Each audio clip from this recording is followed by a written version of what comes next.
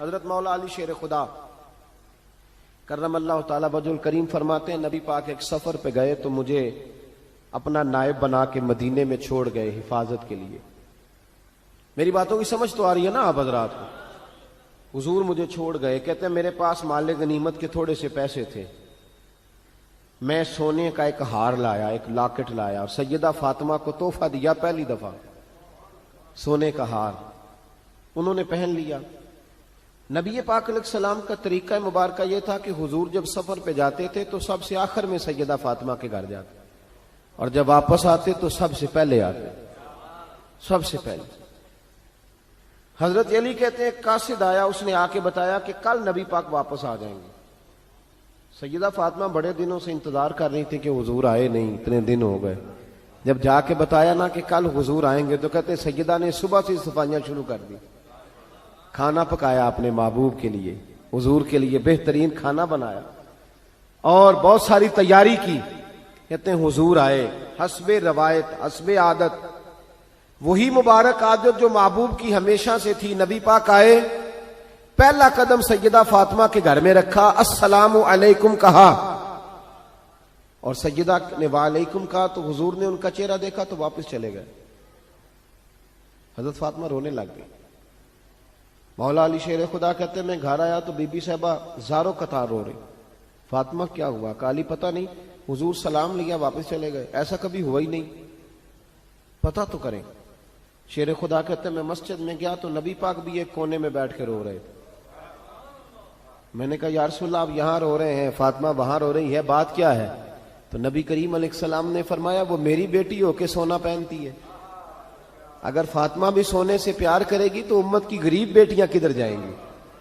وہ بھی سونا پہننے لگ گئی ہے. وہ بھی اگر یہ کام کرے گی تو غریبوں کی بچیاں کس کے طریقے پہ چلیں گی؟ وہ بھی سونا پہنتی ہے. حضرت علی کہتے ہیں میں نے کہا یا رسول اللہ انہوں نے نہیں پہنا, وہ تو میں نے لا کے دیا ہے, انہوں نے خواہش نہیں کی. تو محبوب نے فرمایا اسے جا کے بتاؤ. حضرت فاطمہ الزہرا رضی اللہ تعالی عنہا کو جا کر کے بتایا گیا کہ محبوب پاک تو اس بات سے آپ سے ناراض ہیں. حضرت فاطمہ نے اسی وقت سونا اتارا, کہا علی جو مدینے میں سب سے غریب گھر ہے اسے دے آ جا کے. بھائی نبی پاک نے انہیں سادگی میں رہنا, پاکیزگی میں رہنا سکھایا, انہیں حسن سکھایا, انہیں عبادت سکھائی. نبی پاک علیہ السلام, یہ تو ساری دنیا بیان کرتی ہے کہ امام حسین نبی پاک کے کندھے پہ بیٹھ جاتے تھے سجدے کے عالم میں تو 72 تسبیحیں حضور پڑھتے تھے. پتہ ہے حضور سکھاتے کیا تھے؟ نبی پاک امام حسین کو سجدہ کرنا سکھا رہے تھے. حضور سجدہ کرنا سکھا رہے تھے, سجدہ کرنا.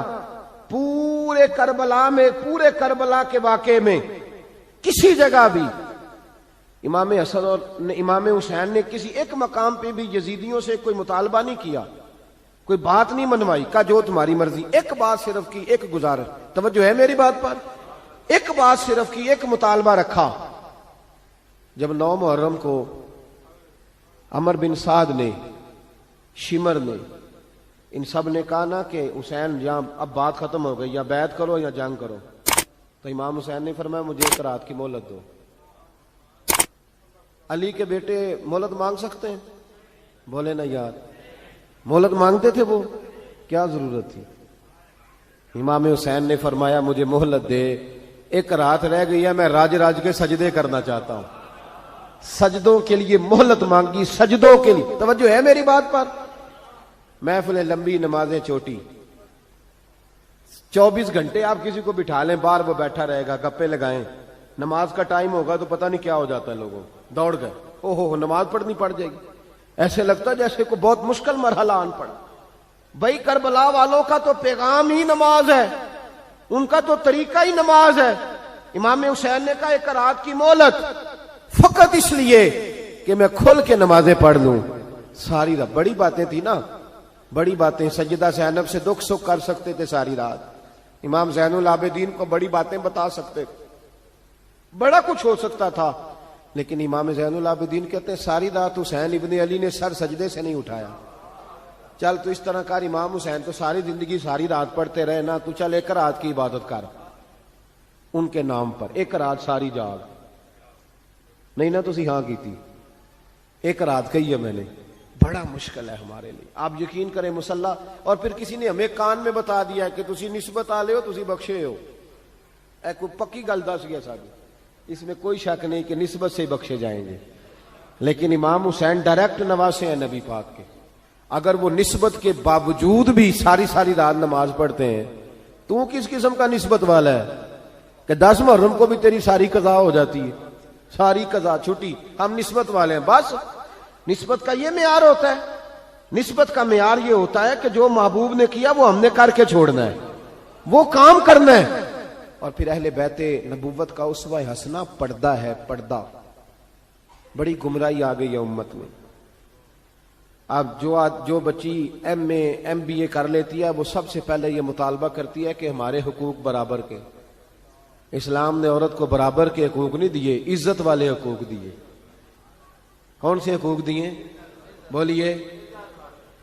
میں ایک یونیورسٹی میں تھا تو ایک بچی نے پیغام دیا, کہنے لگی جی, بچیاں بھی تھی پردے میں بیٹھی ہوئی, لیکچر یونیورسٹی میں ہو رہا تھا, تو اس نے کہا جی عورت کا تو گھر ہی کوئی نہیں ہوتا,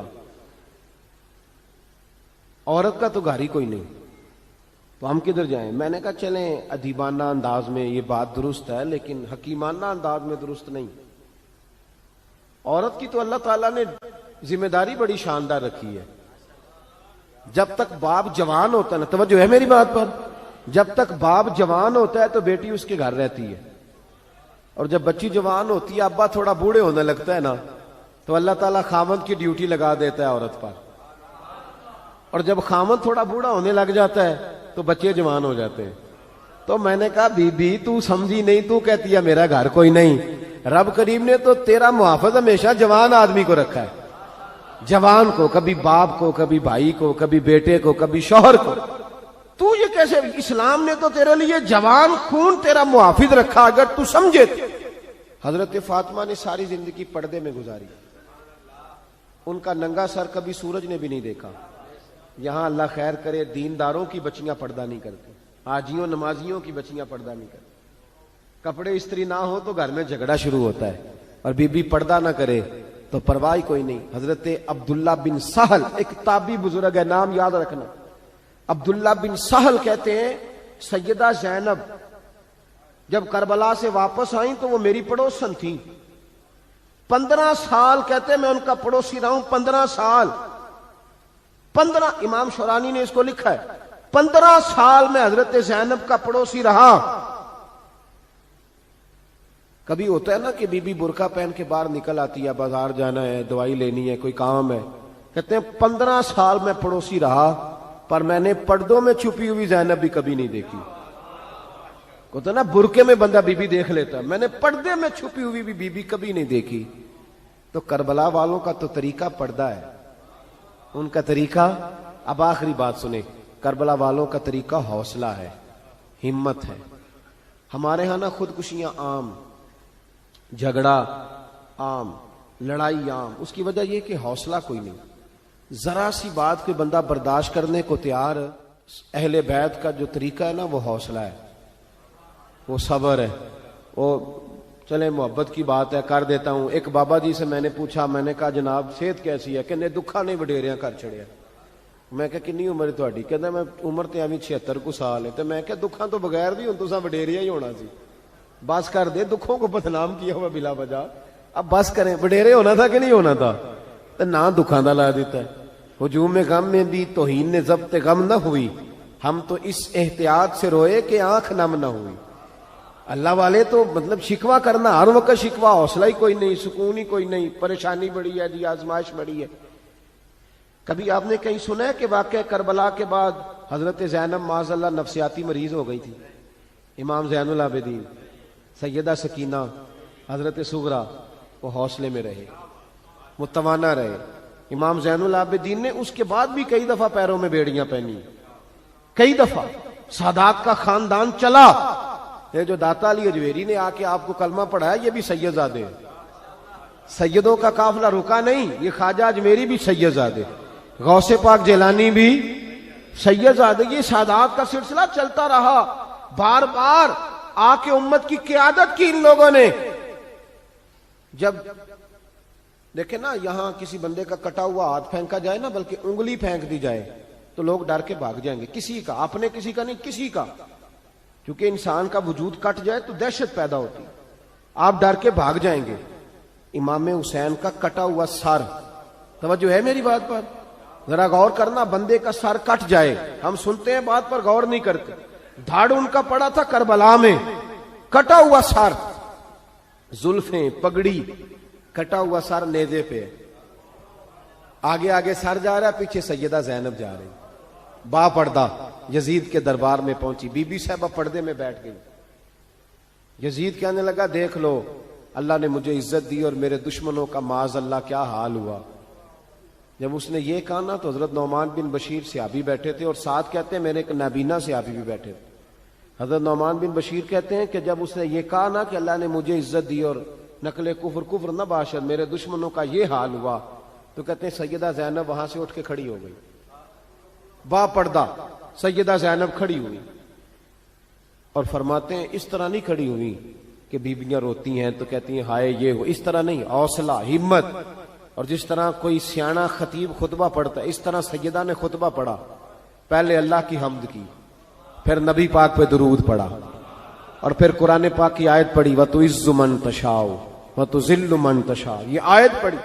کہتے سیدہ کی آواز میں وہ روب تھا، وہ گرج تھی، وہ وقار تھا، وہ اطمینان تھا کہ وہ نابینا صحابی میرا گھٹنا ہلا کے کہنے لگے نعمان علی آ گئے ہیں دربار میں، علی آ گئے ہیں.